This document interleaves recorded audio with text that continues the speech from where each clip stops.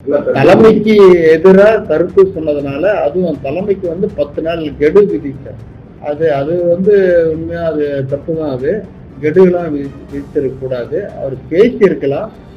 அதுக்காக அதிமுகனுடைய உட்கட்சி பிரச்சனை, அதிலே நாம் மூக்கு நுழைப்பதற்கு சம்பந்தம் இல்லை. இருந்தாலும் நீங்கள் கேட்கின்ற கேள்வி, ஒரு பழமொழி சொல்வார்கள், ஊர் கூடி பேரிட்டால் தான் பேர் நகரும் என்று. அதே போல கூடி வாழ்ந்தால் கோடி நன்மை என்று. அதுபோல்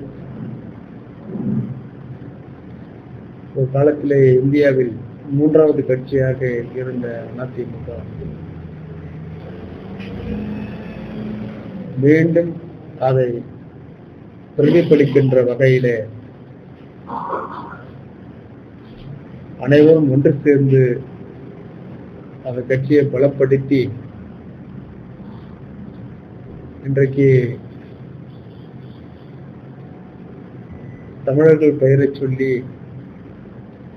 சமூக நீதி என்று சொல்லி அநீதி செய்து கொண்டிருக்கின்ற அரசுக்கு ஒரு முற்றுப்புள்ளி வைக்க அனைவரும் ஒன்று சேர்ந்து இயக்கத்தை பலப்படுத்தி எதிர்காலத்தில் ஆட்சி அமைப்பதற்கான ஒரு உத்வேகத்தில் இருக்க வேண்டும் என்று புரட்சி பாரதம் சார்பாக என்னுடைய கருத்தை நான் இங்கே தெரிவித்துள்ளேன். செங்கோட்டையன் இன்றைக்கு கட்சியிலிருந்து வெளியே போல, கட்சிக்கு தலைமைக்கு எதிர்ப்பா அவருக்கு குரல் கொடுத்ததுனால கட்சி தலைமை அவருக்கு அவருடைய கட்சி பதவியை எடுத்திருக்கிறாங்க. இவ்வளவுதான். அது உட்கட்சி விவகாரம்.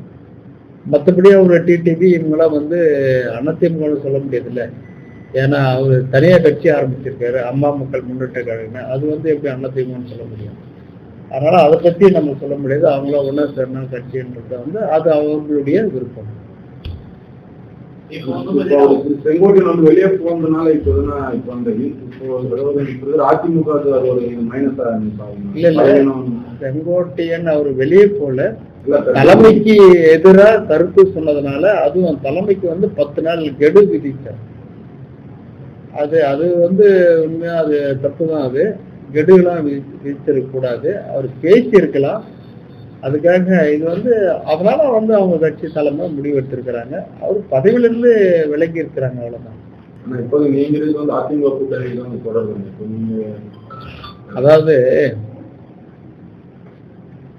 அதிமுக கூட்டணியில புரட்சி பாரதம் இருக்குது. அதிமுக சார்பா தான் தேர்தலை சந்திச்சு இன்னைக்கு சட்டமன்ற உறுப்பினர் பணியாற்றி இருக்கிறார். அதனால இப்ப வரைக்கும் அந்த கூட்டணியில தான் இருக்கிறோம். அதுக்கப்புறம் எங்க கட்சியினுடைய பொதுக்குழு எப்பவுமே ஜனவரி மாசம் தான் கூடும், வருஷத்துக்கு ஒரு முறை. அந்த ஜனவரி பொதுக்குழுல அதுக்கப்புறம் கட்சி தலைமை அந்த பொதுக்குழு என்ன முடிவு எடுக்குதோ அந்த முடிவு பிரகாரம் தான் நாங்கள் சொல்றோம்.